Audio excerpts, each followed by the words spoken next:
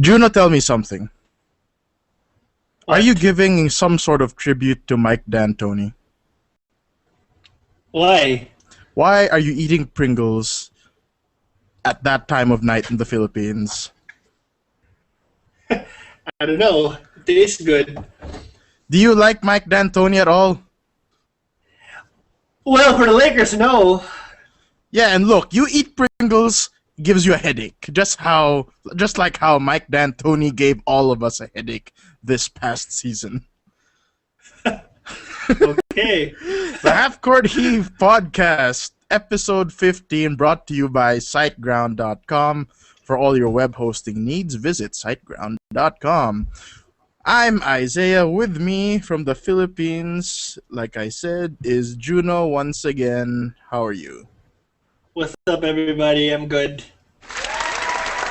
And of course, Juno gets the round of applause. How about you?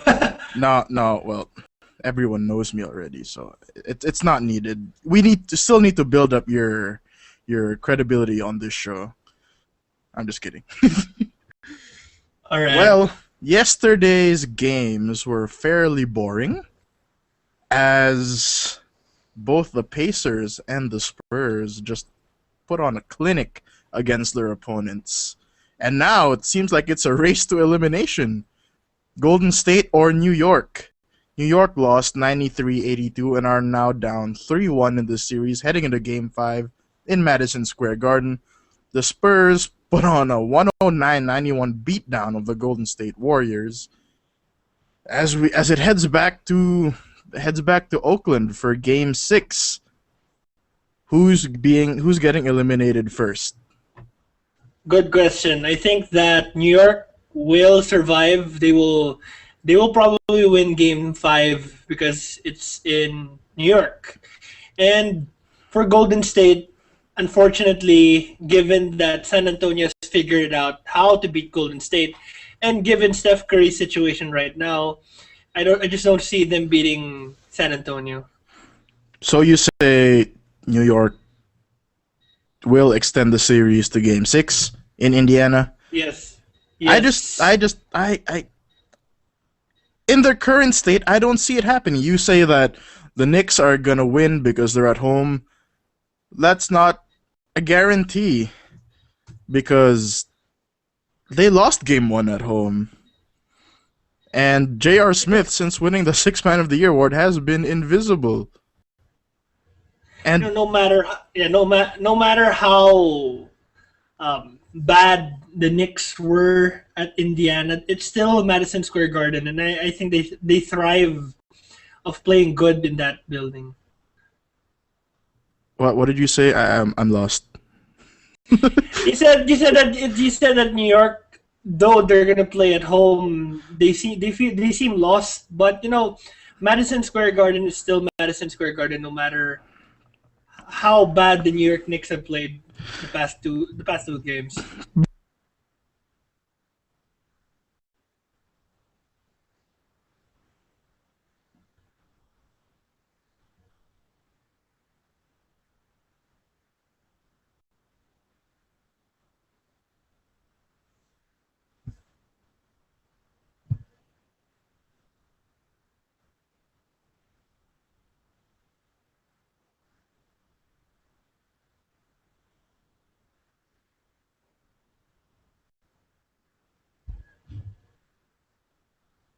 And only making 3 of them.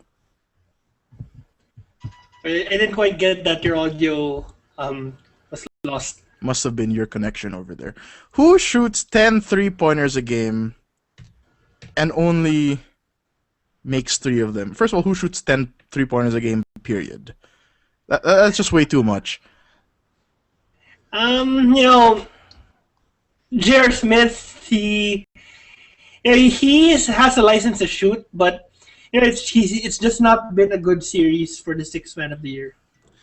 I remember reading Mike Woodson thought of decreasing J.R. Smith's minutes because of his bad shooting, but he's still apparently being the favored one off the bench. He played 31 minutes last night, shot 7 of 22. Jason Kidd hasn't scored in forever. He's no help. And even though I predicted the Knicks to win the series, it's just it, it won't happen. Now, J.R. Smith, the problem right now is Mike Woodson is in a very tough position about who to give minutes to. If you look at the Knicks bench, they don't have anyone that can score. You mentioned Jason Kidd struggling. Iman Shumpert, he's not scoring. Steve Novak struggling. So it's really on J.R. Smith to Well, produce. Steve And Novak hasn't really played a minute. He played a minute yesterday, but he hasn't. I don't think he's in the rotation at all, yeah, which is a shame because he can help them. He scored a 3-pointer. He made one of their 8. basically, the Knicks right now are lost, and Mike Woodson just has to. He's giving J.R. Smith minutes because there's nobody else. J.R. Smith is the guy off the bench, and they're just struggling right now. Yeah, Amari Stoudemire is in a minutes restriction. He only scored 4 points. Do you see him? You see that minutes restriction lifted in the next game just because it's an elimination game for the Knicks, and there's no tomorrow if they lose. Amari Amari has been, yeah, he's come back, but I don't think Amari is the same, and I don't see New York risking Amari.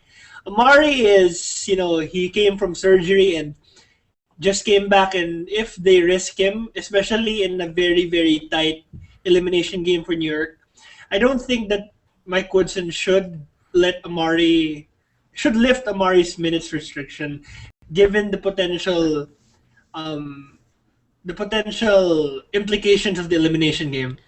I, I don't see how what you're risking there. From what I understand, he's only on a 12 minutes per game restriction, and given the importance of this next game, he can be of some use off the bench, given his talent. Like lifted up to 20 minutes, 24 minutes. He's shown that, although he may be fatigued, he's shown that he can play. And to me, you don't. All bets are off the table. You can't say he's on a minutes restriction because they're we're bringing him back cautiously. No, you can't play him 30 minutes a game. The problem is if you play him 24 minutes, his body might not be ready. Especially, New York in an elimination game. It's given that teams, especially the one whose backs are against the wall, would play desperately, and Amari might try to do too much, especially because of the pressure, and they might risk it. If I were Mike Woodson, I wouldn't do it. I would limit him probably to 20 minutes would be good, but more than 20 minutes is no. I just don't see it. On the other side, George Hill was just spectacular. 26 points, 9 of 14 shooting. And he's really been the one orchestrating this Indiana Pacers attack. And he's really come into his own. I remember when he was just a role player in San Antonio off the bench. He's really blossomed into a really good, solid NBA starter. Maybe even star material if he keeps going on this upward trajectory that he's on. Did you expect this from George Hill going into the playoffs, especially with how big he's been in this series? Absolutely not. Indiana for me is very, very underrated. And if you look at their lineup, most of the guys there aren't really star players. They don't have a star player except for Paul George and Danny Granger. George Hill has been And Danny Granger is injured. What more if he was playing and healthy? yeah.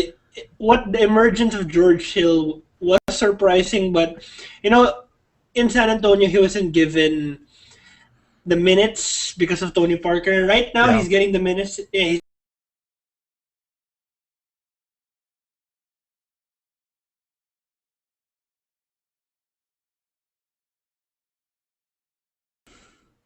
We'd like to apologize for the technical difficulties that we went through, and apparently I'm having speaking difficulties as well. Before the last video went all haywire, I was talking about Roy Hibbert on how he's been such an enigma for the Indiana Pacers. In game 3, he had a big game, scoring over 20 points. But in this game, in game 4, he only had 6 points on 2 of 8 shooting. Why can't Roy Hibbert consistently put on a good offensive performance, considering that he has such a good low post game in what seemingly has become a lost art in today's NBA, a center with a back to the basket game?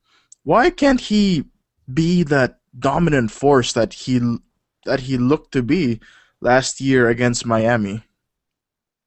It's more of Roy Hibbert struggling against New York. New York knows Mike Woodson knows how to adjust. He knows how to counter Roy Hibbert, and you saw it in Game 4 when he was limited to 6 points. So it's more of what New York did good against Hibbert rather than Hibbert underperforming compared to his usual potential all-star stats. Paul George didn't have a good shooting game. He went 6 of 19 from the field, 1 of 9 from 3, but was able to score 18 points. He grabbed 14 rebounds, 7 assists, and he has continually shown improvement as the series has gone on, as his career has gone on, basically. And he was very instrumental in the Pacers' win. Paul George, I've always said Paul George is a very underrated player, and you saw it. You're seeing it right now. Paul George has emerged as the star for the Pacers, and though I've not really followed the Indiana Pacers, Paul George has done very good for that city without Danny Granger, and it's rubbing off and it's showing, and now you can see it right before your eyes, and they're leaning against New York. And it's good for Indiana. Indiana is a great basketball city. I know they're struggling to draw fans to the arena during the regular season, but that's weird. It's a complicated issue. We won't get into that today, but in the playoffs, the fan turnout has been really, really good, and Indiana has been one of the better arenas this postseason. Thankfully. On to the other game. Why do I feel that San Antonio has been toying with us since the final stretch of the regular season? They struggled, and everyone said, "Oh, the Lakers can possibly beat them. The Spurs look old. The Lakers look great heading into the playoffs." And then the playoffs come, and the Spurs just run roughshod on the Lakers, sweeping them in 4 games. Now in this series, it seems like the Spurs are taking it easy. Game 1, they look like the Spurs. Game 2, they look like an old, tired team. Game 3, they look like the Spurs. Game 4, they once again look like an old and tired team. Game 5, they look like the Spurs again. What's going on here? Is this just smart coaching by Greg Popovich? Mind games by Greg Popovich?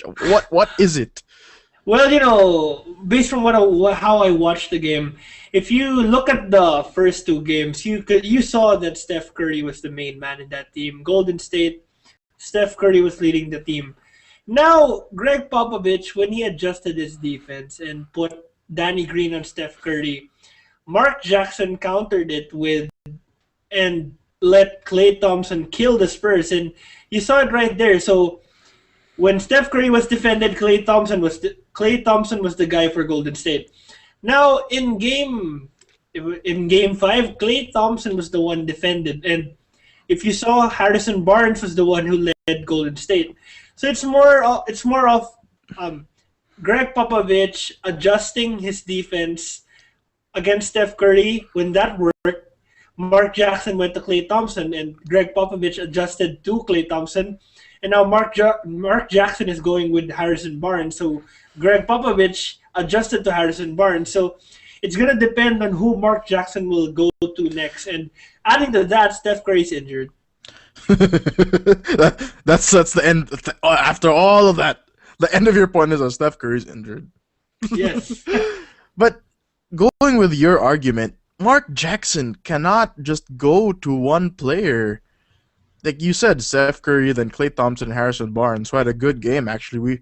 With all the scoring that Curry and Thompson have been pouring in, we forget how good of a scorer Harrison Barnes actually is, and that strategy won't work. Having to just rely on one person, it has to be a total team effort, which I think is a testament to coaching. And Mark Jackson, he's no pushover, but he is not Greg Popovich, who knows how to make the necessary adjustments. No, I But noticed in the game. Yeah, but you were again, saying. but again, if the Spurs adjust defenses to one player, why does it seem that they take a game off? Like he adjusts Popovich adjusted the defense to prevent Steph Play Curry from uh, perform. from shooting and scoring a lot. The Klay So Thompson kills them. the scoring transferred to Klay Thompson. Why didn't the Spurs, if they saw, if I'm sure Greg Popovich knows that Klay Thompson is red hot and he's a shooter. Why not? Why doesn't Popovich adjust to him in game? Well, it's really a testament to the unpredictability of Golden State. And everyone can shoot there, and it's really difficult for Greg Popovich to adjust in game because Golden State they But can go doesn't to a lot of. if Greg Popovich is considered one of the best coaches ever, right up there with Phil Jackson, and can't one of the greatest coaches ever adjust in game? It's up to them. I watched the game and I don't I just it's very difficult for me. It's very difficult to adjust against Golden State because there are a lot of guys that can kill you there. You got Jared Jack, you got Carl Landry, you got Klay Thompson. Jarrett Jack is very nerve wracking. He He reminds me of takes he Russell Westbrook. ugh, yeah, he's like a poor man's Russell Westbrook in some of his decision making, especially in the last game when he took some just weird contested shot that missed and sent the game to overtime. Although Golden State still won, I really question his shot selection. It's mind-boggling. I don't understand it. And Jarrett Jack's supposed to be this veteran, this elder statesman who is supposed to impart wisdom on the team, but He makes boneheaded decisions like that guy from Oklahoma City. it's not that profound because Jarrett Jack comes off the bench and he's a role player. But yeah, He's Jared Jack. He for me he's doing good. He's scoring, but yeah, he make a good point. He makes a couple of boneheaded decisions here and there, but you can't blame him because Golden State doesn't have any lacks offensive firepower off the bench. You have Draymond Green, Carl Landry, and and some of the guys. David Lee is severely limited with his injury. Yeah, that's a big loss for them.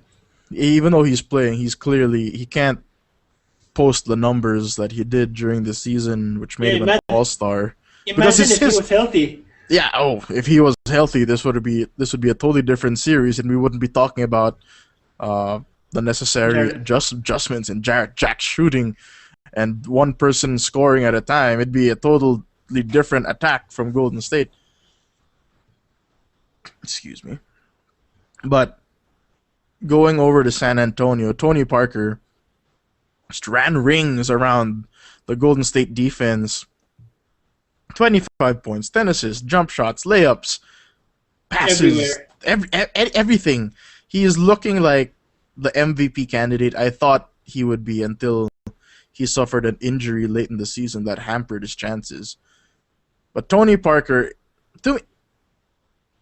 is Tony Parker underrated to you? I think he is. In terms of his public image in the NBA, everyone talks about Chris Paul. Now Steph Curry, who else? Derrick Rose, Russell Westbrook, but rarely does Tony Parker get mentioned as one of the great point guards.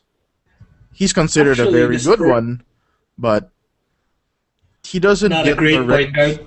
he doesn't get the recognition that he truly deserves, in my You know, opinion. the Spurs have always been through the years. They have always been the underrated team. Tim Duncan is not. Tim Duncan is a very very good player, but Wow, people choose to you just label him. underrated Tim Duncan by calling him very very good.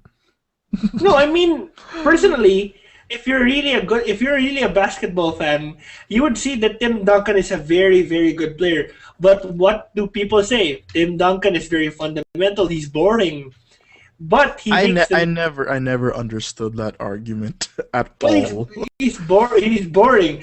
He's not as flashy as a Dirk Nowitzki who shoots one-legged fadeaways, but he gets the job done. And I think that has been the Spurs culture through the years, and it's showing with Tony Parker. Tony Parker, he's doing his job. He's doing the dirty work. He's shooting late. He's doing the good plays, the great plays. But Actually, Tony Parker is the flashiest out of all the Spurs on the floor every time.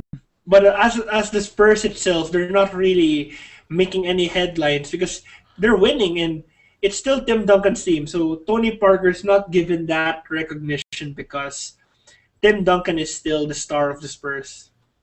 I don't think he's that much of the focal point now as Tony Parker is.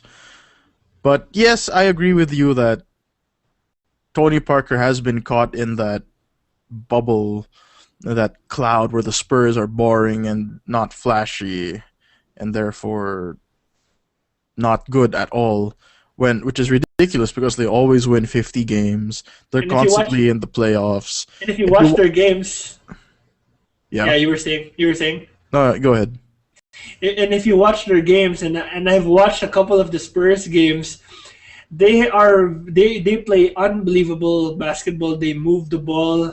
It's a masterpiece when you watch it. They swing the ball from corner to corner, side to side, and they find the open shooters. And I can't understand it. They play against Miami. They play against very good teams, but when players like Boris Diaw, DeColo, Patty Mills are on the court, they seem to score when it's necessary and they win. If you are a fan of team basketball, look at the execution of two teams, the Miami Heat and the San Antonio Spurs. The way they pass the ball, the way they move without the ball, the way they're able to throw pinpoint passes to the shooters at the right spots. They are the model of how team basketball should be played. But unfortunately, in a superstar-driven league, sometimes we all get caught up in the isolation plays of, let's say, Kobe Bryant or Kevin Durant. And that's no knock to them. They're great players who can make unbelievable shots. But if you're looking at a model of success where you're really looking at a team, you should look at the Miami Heat and most especially the San Antonio Spurs.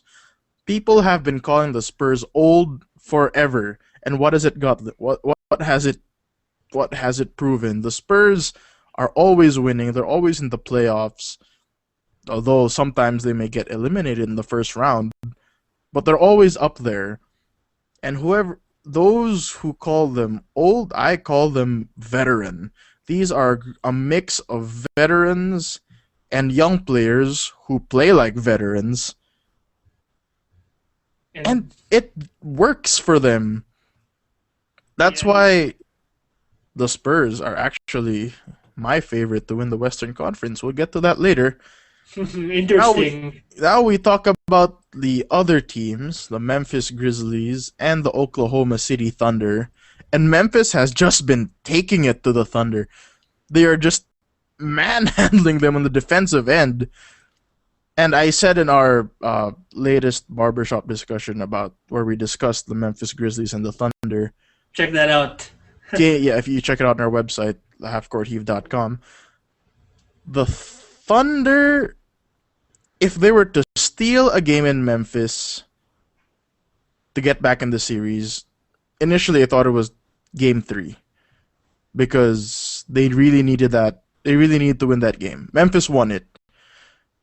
But they really needed to win game 4 because they're in their current scenario down 3-1.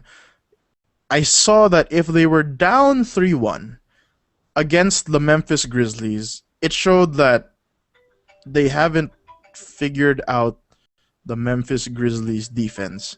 And that has been true. The Memphis Grizzlies, after being down by 17 points, came all the way back. All the way back. And just I have no idea what happened to Kevin Durant towards the end of the game, but he did not look like Kevin Durant. My phone is ringing, and I will be back. Hold on. Well, guys, for in my opinion, the Memphis Grizzlies have been the team. What was that? What is going on with this show today? If you never ever watched our show or listened to our podcast, and you watch today's show, you will never ever ever ever watch us again. Well, going back to what I was saying, Memphis. Memphis is my favorite to win the Western Conference, as opposed to what you said about the Spurs earlier. We'll debate about that later, but go ahead. The Memphis Grizzlies right now, they are playing unbelievable defense. They remind me of the 2004 Detroit Pistons. They're a collection of players who defend like they're a very, very gritty and tough team. 3 players from their team are on the all defensive team, and that's a testament to the defense that this team plays. And you're seeing it well. You're seeing it quite clearly in the Thunder series. Kevin Durant has been limited, and many people would argue, "Oh, you don't have Russell Westbrook on the team." Imagine if Russell Westbrook was playing, and yeah, it would be a closer series. But Memphis would defend Westbrook and Durant.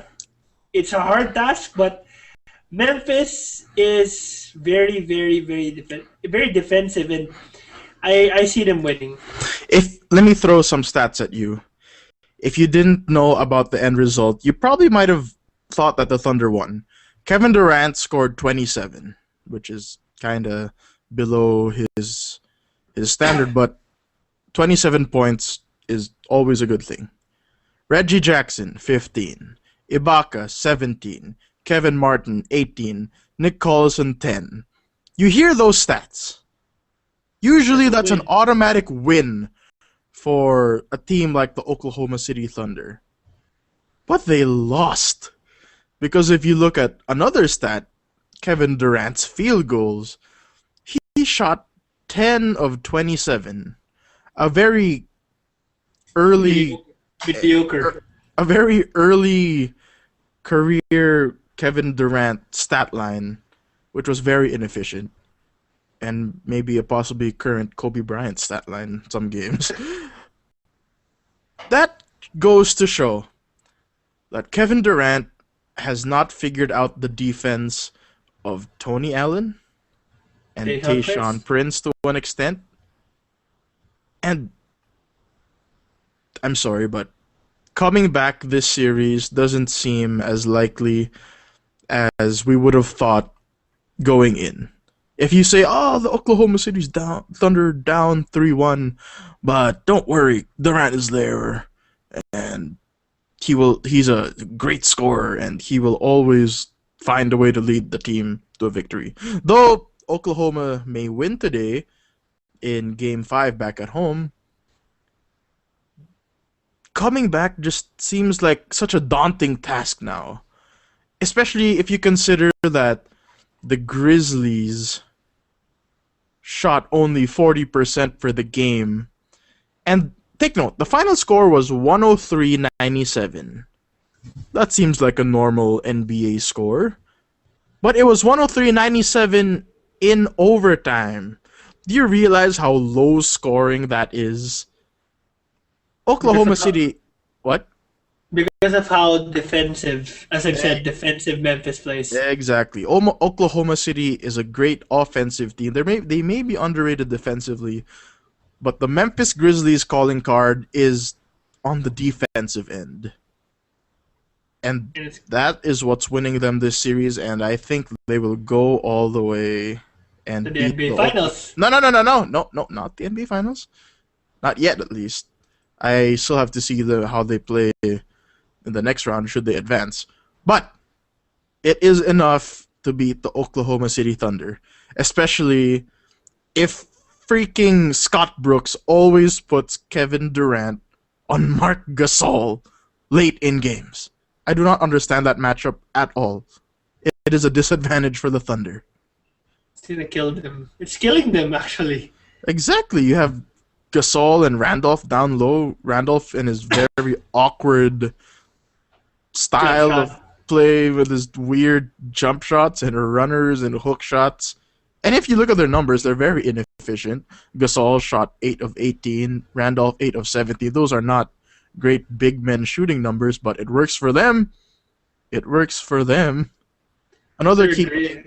another key thing here, which we're going to get into right now. Mark Gasol in the game had 6 blocks. Oh And my this god. was on the day that he was snubbed from the all defensive first team despite being named defensive player of the year. That's stupid. We talked about it in our barbershop discussion, but for those who haven't read it, share your thoughts on that. Comment please. Yeah, share. Go ahead. Enlighten us. Come on, you can do it. Go. Okay. Go. The Grizzlies, Mark Gasol, in my opinion, he was not chosen to be part of that team, that first team, because of the main fact that he is underrated. If you look at the center that made it, it was Joakim Noah. And you know how overrated Joakim Noah is. No offense to What? TJ. What? He's not overrated. How?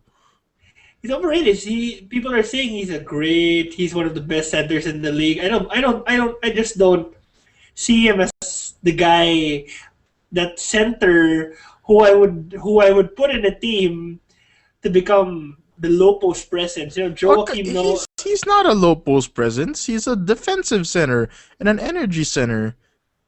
I don't like him. I don't like him. I don't. I think he's overrated. Okay. Sorry to TJ. But Sorry to TJ. But go on. That's the thing. Joakim Noah is overrated. So being him being put in the first team shows how critics choose, or how people who choose the players to make the team considers how the popularity of the player.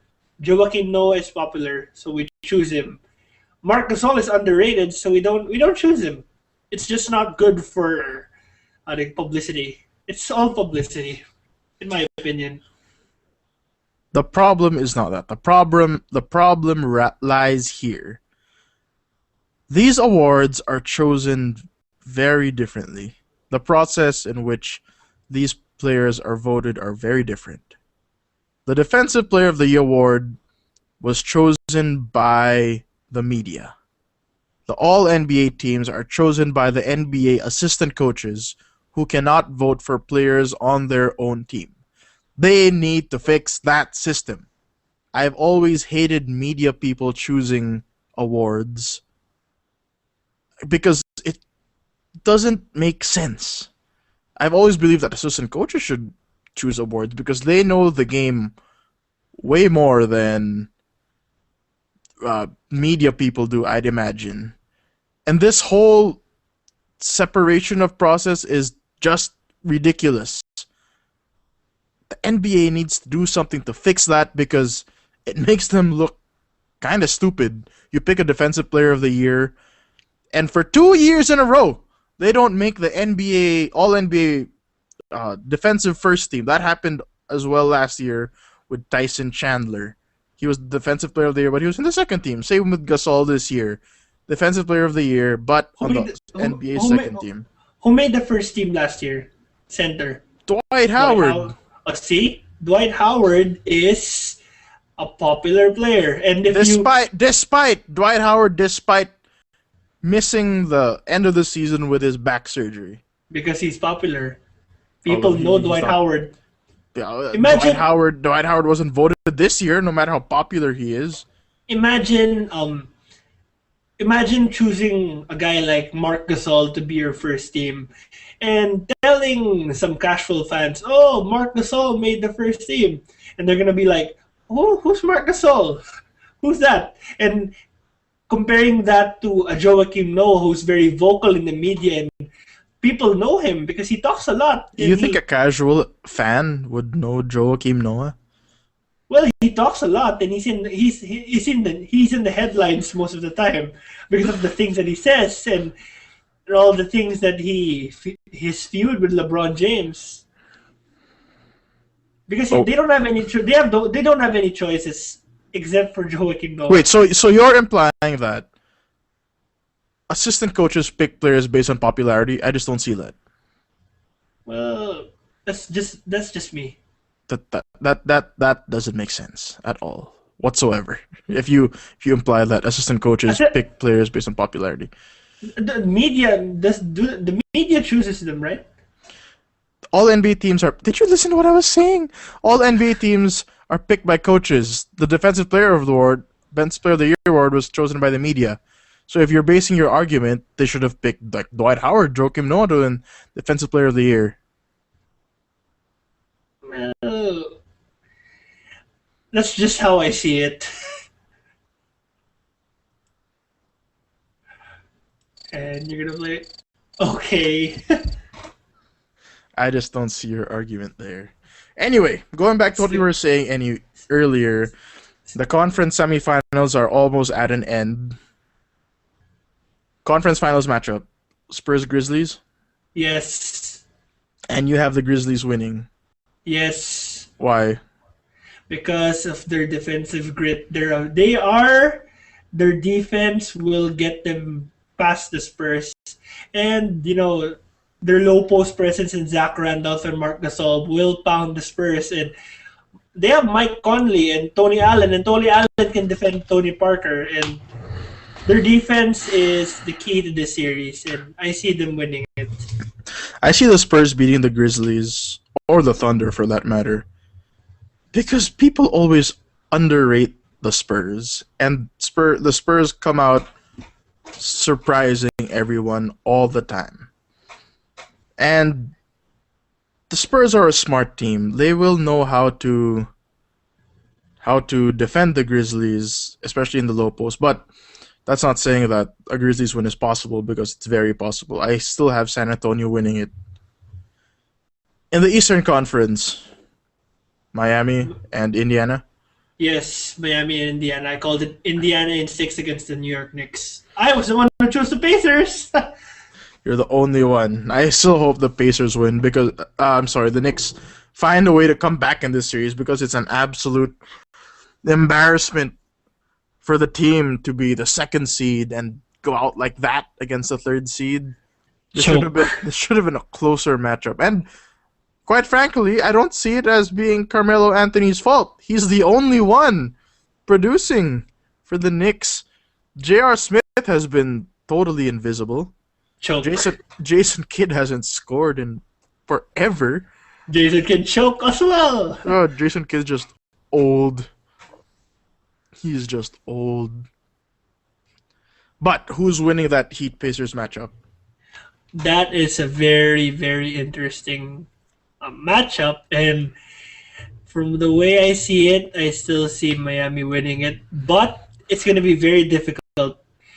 I've always said that the Pacers, they're a good defensive team, but they lack the offensive firepower, and they lack a closer. They have Paul George, Exactly. but you have Paul George, but if you were a coach, would you give Paul George the last shot? He's not a proven closer. He'll probably give it to George Hill, but I agree with your point there. you play as a team. It's of course playing as a team is very good if your execution's spot on, but sometimes your offense won't be there. Sometimes you can't make shots. The Pacers don't have anyone to go to, unless of course someone starts making big shots at the end. But if you just look at them, if you just look at the team, who would you give the ball to when you desperately need a shot? That's interesting because I remember in your pilot episode, um, Wow, TJ the said pilot episode going all the way TJ back.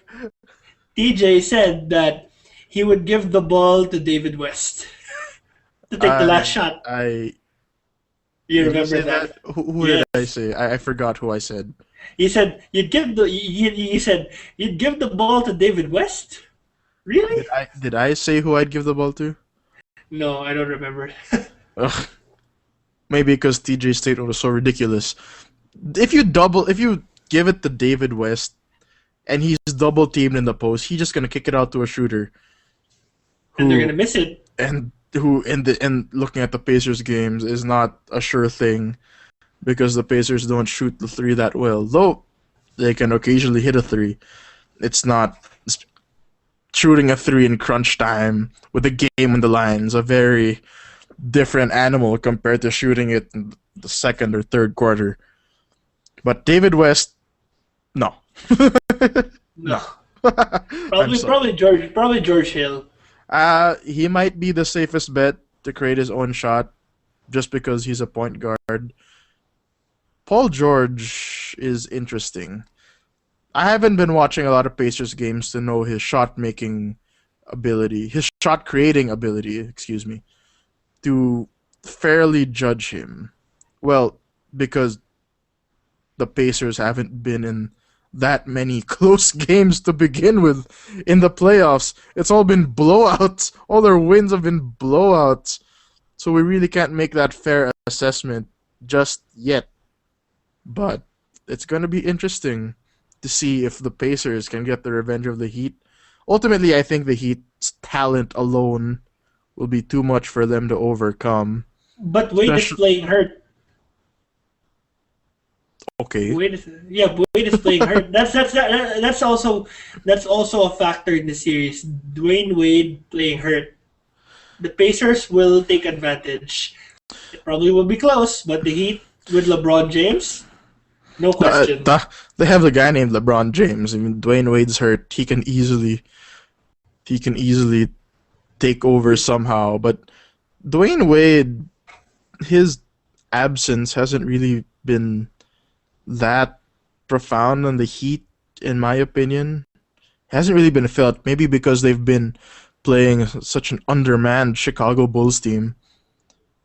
But Dwayne Wade's reduced role, I just have this feeling that somehow magically Dwayne Wade is gonna heal himself and pull off a 30-point, 11 assist game out of nowhere and just stun the Pacers. And everyone's gonna say, "Oh, you see, Dwayne Wade, look at his heart and all that stuff." But I see it happening. I don't know if it will happening. I'm sorry, I don't know if it will happen, but it might. Just knowing Dwayne Wade and watching him throughout his career. I see Dwayne Wade. Dwayne Wade might not be himself against the Pacers, but who knows? Maybe not the explosive scorer, but Dwayne Wade can still pass the ball. Yeah, He he's remember on he the was a decline. he was a point guard before. He's on the decline. I'm sorry to the Miami Heat That, fans, that but quick Dwayne Wade, that quickly. he's on the decline because It, of all the injuries. yeah, injuries may be mounting up, but we don't know. It's not set in stone yet, but I think that's what's gonna happen. Do Heat you Grizzlies in the finals. Heat Grizzlies? Yes. That's gonna be a very interesting matchup. Imagine if the Grizzlies win. Remember when the Grizzlies were the team that sucked year after Kwame, year? you face Kwame Brown. you face the Memphis Grizzlies, and you say even when they were the Vancouver Grizzlies, you'd say, "Ah, this is gonna be an instant win for our team." But now, Grizzlies in. no more. No more. Grizzlies in 7 in Over the that Miami because Heat? yes, because you know why? Because the Grizzlies have a Tell low me, tell post me why, tell me presence. why. The Grizzlies have a low post presence. They have Mark Gasol and Zach Randolph. The Heat's problem lies on their bigs. They don't have any low post presence. They have Chris Bosh in the center, and it's going to be a very, very big mismatch for him They have against Mark. they Yeah, have the Birdman who can just hurt people if he wants to. this no. Birdman is not. He's not a guy that can match up with Mark Gasol and Zach Randolph. Here's the thing. They have so many long guys. They have Tayshaun Prince. They have Tony Allen who can defend LeBron James and Tayshaun Prince won't defend LeBron James. Tony I'm Allen. sorry.